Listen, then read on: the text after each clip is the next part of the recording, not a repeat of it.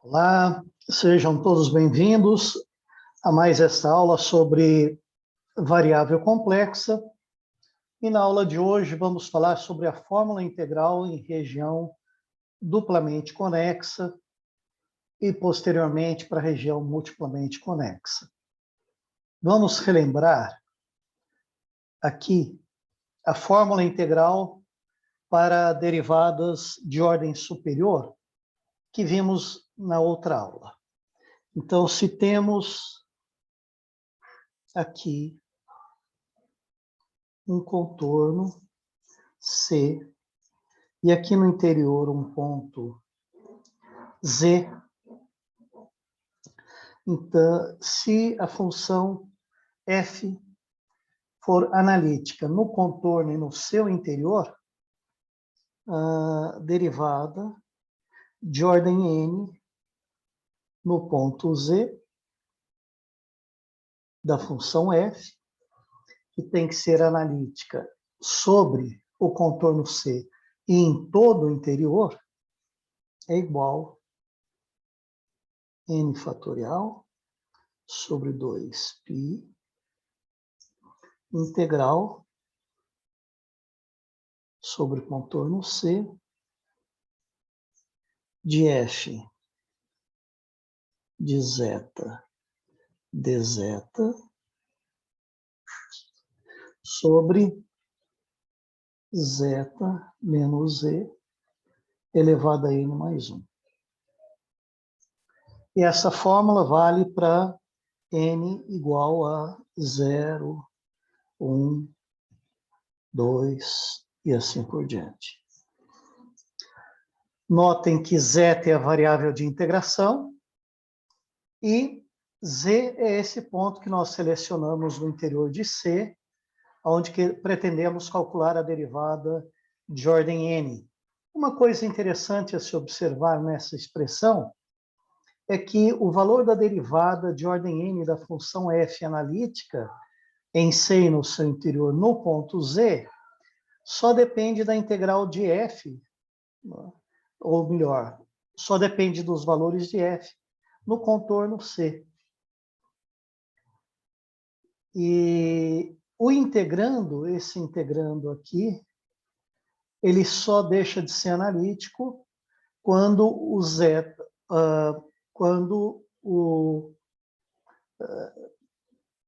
o zeta nunca é igual a z, porque z está no interior, né? E se a gente pensar nessa função f de zeta sobre zeta menos z elevado a n mais 1, ela deixa de ser analítica apenas quando o zeta for z, porque aí anula o denominador. Então, o integrando só deixaria de ser analítico nesse ponto, esse integrando aqui. Vamos voltar, então, ao início da nossa aula de hoje, que é sobre a fórmula integral em região duplamente conexa. Então, nós temos o quê? Seja C1 um contorno que se encontra no interior do contorno C. A gente tem um contorno C e dentro dele um contorno C1. Vamos considerar ambos orientados no sentido anti-horário.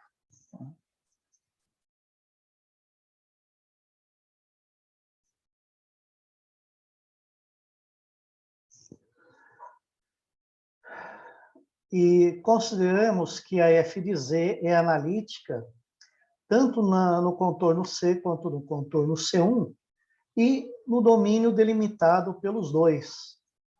Então, nessa região aqui de dentro. Não vou achurar toda a região, mas essa região aqui de dentro. Dado um ponto Z nesse domínio, que é onde... Vou até colocar vermelho.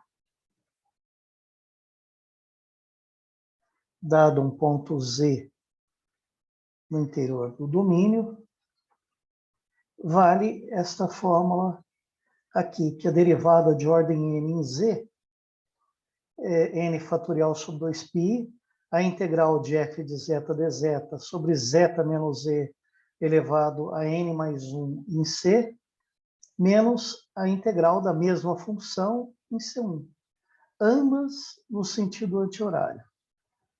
E como é que a gente prova esse teorema? Exatamente como fizemos a prova do teorema de Cauchy para regiões multiplamente conexas. Ou seja, a gente une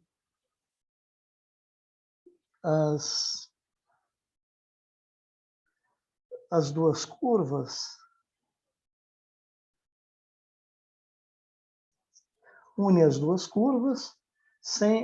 sem que essas curvas verdes passem por Z.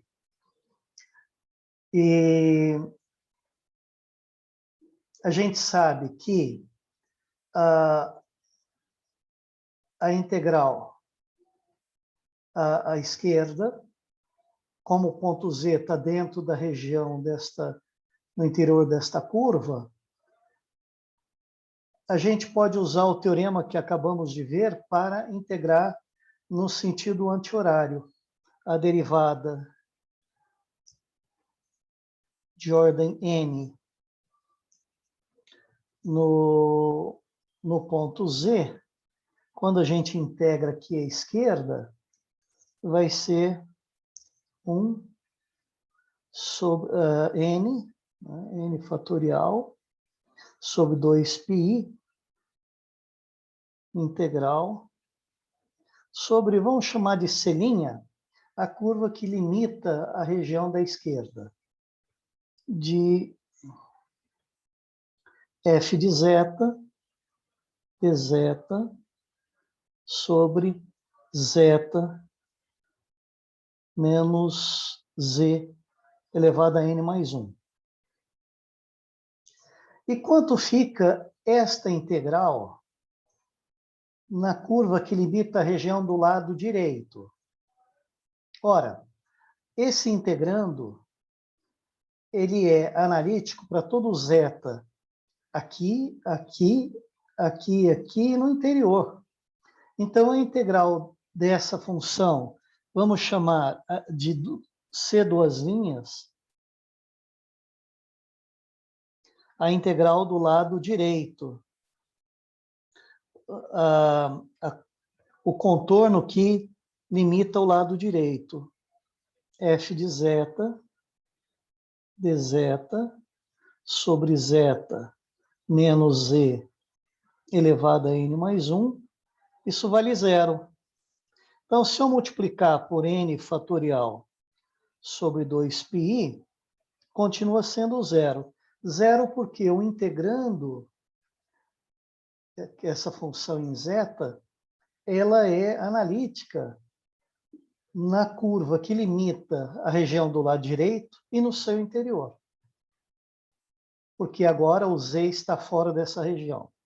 De modo que se eu somar essas duas aqui, o lado esquerdo, né, vamos pôr 0 aqui, 0 igual a essa expressão.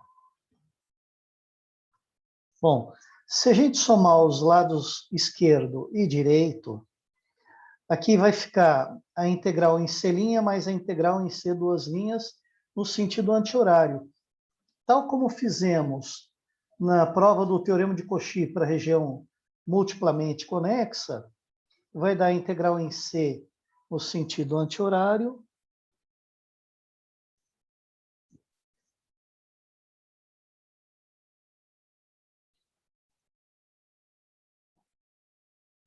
Vai dar n fatorial sobre 2π integral em C no sentido anti-horário, né, de f de zeta dz sobre zeta menos z elevado a n mais 1,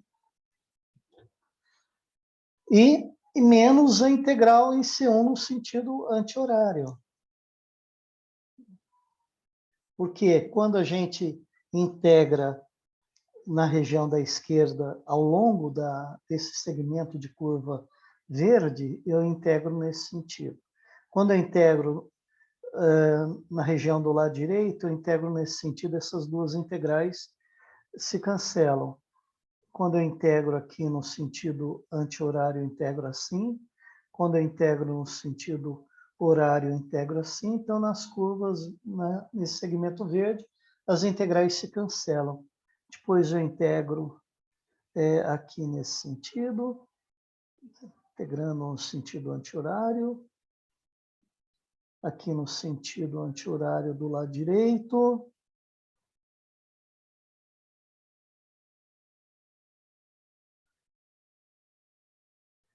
Então, ficamos com a integral em C, mais a integral em C1 no sentido horário, que é menos a integral em C1 no sentido anti-horário. Então, vai ficar menos n fatorial sobre 2πi, integral em C1, f de zeta, dz, sobre zeta menos e elevado a n mais 1. Pronto, é a prova desta fórmula aqui, se colocarmos o n fatorial sobre 2πi em evidência. E temos também essa generalização quando a região é multiplamente conexa. Então, vamos ler o teorema. Seja C, C1, C2 e CP. Contornos orientados no sentido anti-horário e tais que C1, C2 e CP estão contidos no interior de C. Então, a gente tem o contorno C,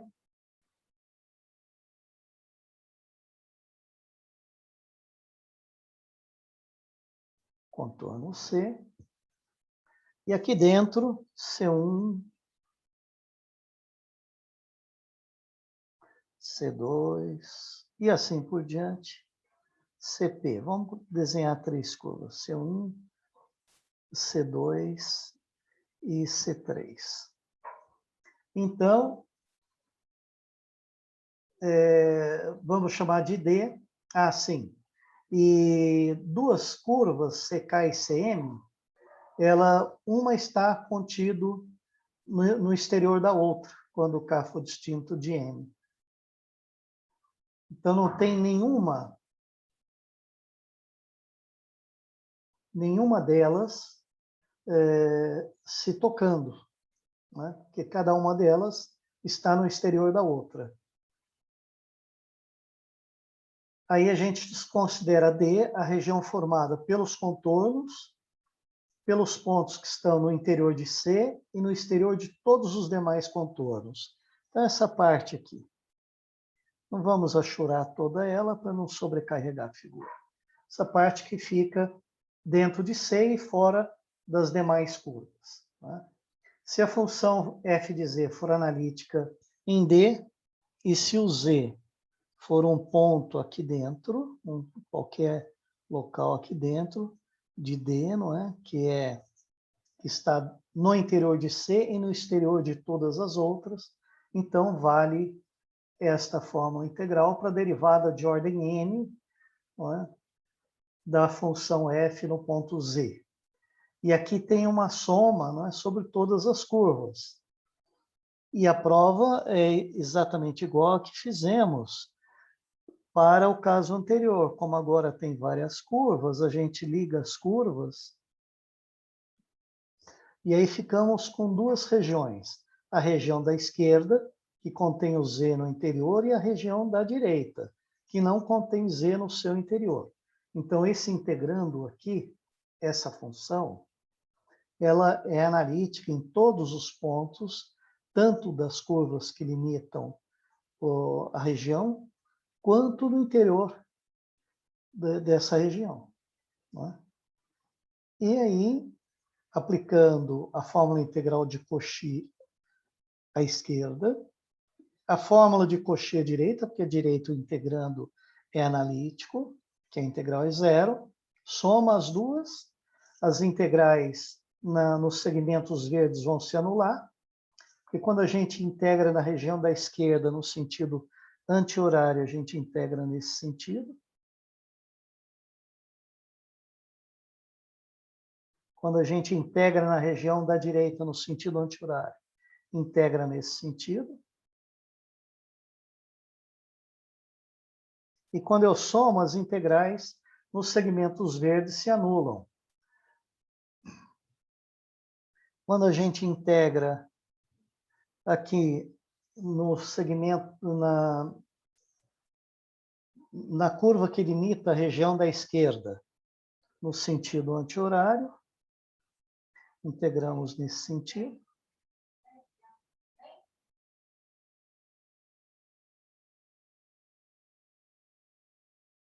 E aqui nesse sentido.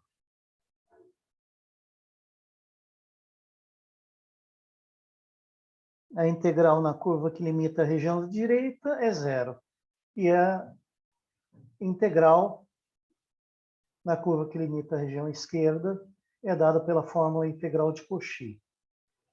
Então, quando a gente soma, vai dar a integral em C no sentido anti-horário, mais as integrais em C1, C2, C3 no sentido horário agora, porque agora a integral acontece nessas curvas no sentido horário. Quando a gente soma essas integrais, da integral em C1 no sentido horário, C2 no sentido horário, C3 no sentido horário, que é menos a soma das integrais em C1, C2, C3 no sentido anti-horário. Então, vale também essa fórmula integral. Vamos mostrar algumas consequências desta fórmula integral de Cauchy.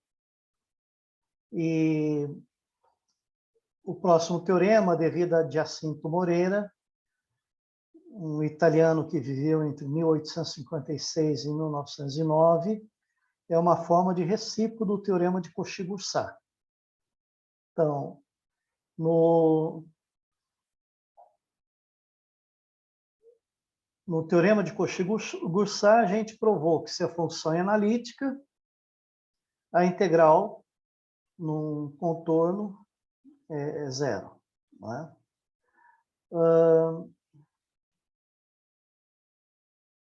E agora nós vamos provar que se a integral em todo o caminho fechado contido em D for zero, então f é analítica. Então, no teorema de Cauchy-Goursat, se f era analítica, não precisava ser em todo o caminho fechado, mas bastava ser analítica em todo o contorno C contido em D, provávamos que f é analítica em D. Pois bem, então, como é o enunciado do teorema de Moreira? Dada uma função f de z, contínua em um certo domínio. Domínio, vamos relembrar, é um conjunto aberto e conexo por caminho. Dois pontos podem ser conectados por um caminho totalmente contido em D. Se a integral numa curva C qualquer, num caminho fechado C qualquer, contido em D for zero, então f é analítica. Essa integral tem que ser zero para todo o caminho, não basta ser um só. Né? Tem que ser integral tem que ser zero para todo o caminho fechado. Aqui não colocamos a bolinha, embora seja integral num caminho fechado, porque o caminho não é exatamente um contorno. Né? Ela pode ter autointerseções. Então, quando D é um domínio simplesmente conexo, o teorema de Moreira é o recíproco do teorema de Cauchy para domínios simplesmente conexos.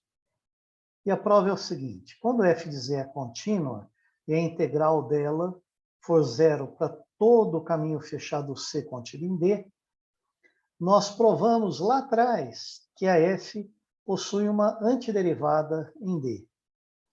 Uma vez que a antiderivada G, não é? Se G é uma antiderivada de F, a derivada de G é o F. Concluímos o seguinte: se G tem derivada, ela é analítica, não é? Porque o G tem derivada F para todo ponto de D. Então, ela é analítica em D. Portanto, F é analítica em D. Por quê? Por que F é analítica em D? Porque ela é a derivada de uma função analítica. E nós provamos anteriormente que a derivada de uma função analítica é analítica. E agora o teorema chamado desigualdade de Cauchy. O que diz a desigualdade de Cauchy? Considere uma função f de z analítica no interior e sobre a circunferência CR de centro Z0 e raio R. Então, seria o seguinte, a gente tem um ponto aqui, Z0, e tem uma circunferência com centro em Z0 e raio R. Aqui a gente tem um raio R.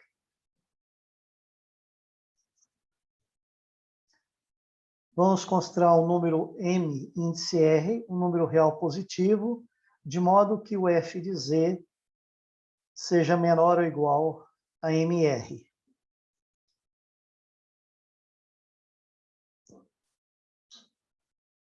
Então, módulo de f de z seja menor ou igual a MR. Vamos lembrar para Z em CR.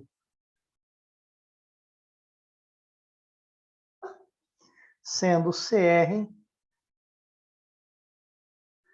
a circunferência de raio R. Vamos nos lembrar que este número sempre existe. Por quê? Nós estamos dizendo a f de z tem que ser analítica no interior e sobre a circunferência. Ou seja, estamos dizendo que a função é analítica no disco fechado.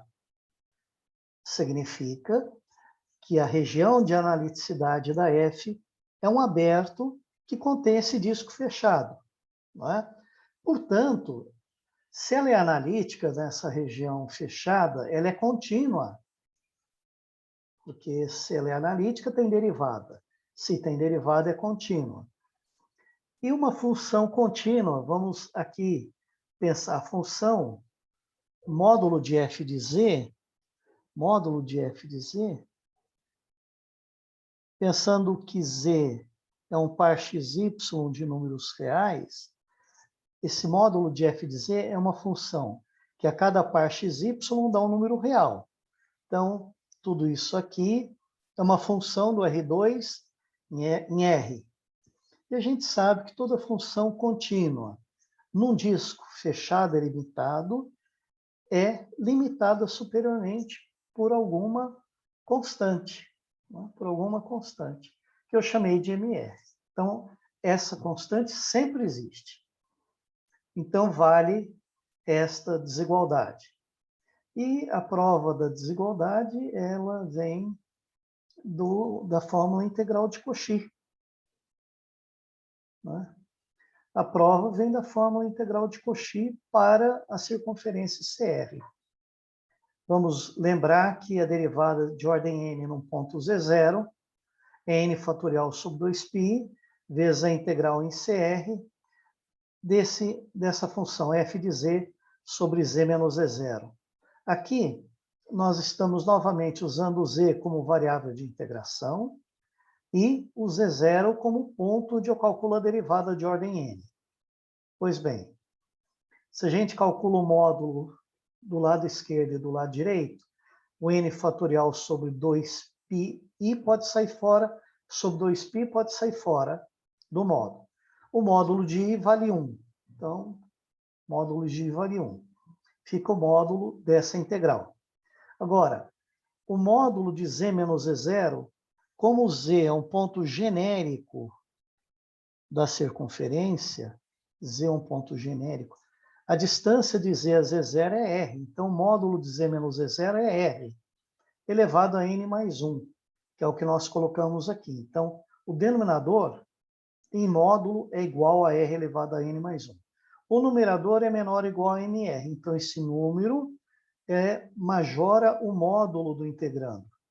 E o comprimento da circunferência de raio R é 2πr. Então, essa integral é menor ou igual que o N sobre 2π, que é a constante. A constante que majora o integrando, que é mr sobre R elevado a N mais 1, multiplicado pelo comprimento da circunferência. Não é? Aí, o 2π cancela com 2π, o R é a primeira com esse R, fica R elevado a N no denominador. Então, dá N fatorial sobre R elevado a N vezes mr, que é exatamente a forma que colocamos aqui. E o que é interessante, é claro que essa constante depende do raio da circunferência. Se eu for aumentando o raio da circunferência, o valor de m pode ir aumentando também. E o R aumenta também. Né?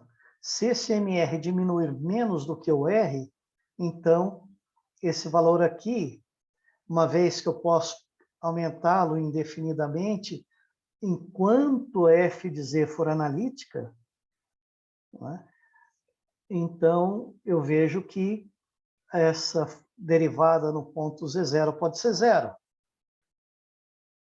Então, essa desigualdade de Cauchy tem consequências bastante interessantes. Não é? E, em particular, uma delas é o chamado teorema fundamental da álgebra. No ensino médio, a gente sabe o seguinte, que, ou pelo menos se diz, não é? Todo polinômio de grau n possui pelo menos uma raiz complexa. Mas a gente nunca prova esse resultado. A prova desse resultado é chamada o teorema fundamental da álgebra, que nós veremos, então, na próxima aula. Até breve, então, a todos. Eu os vejo na próxima aula.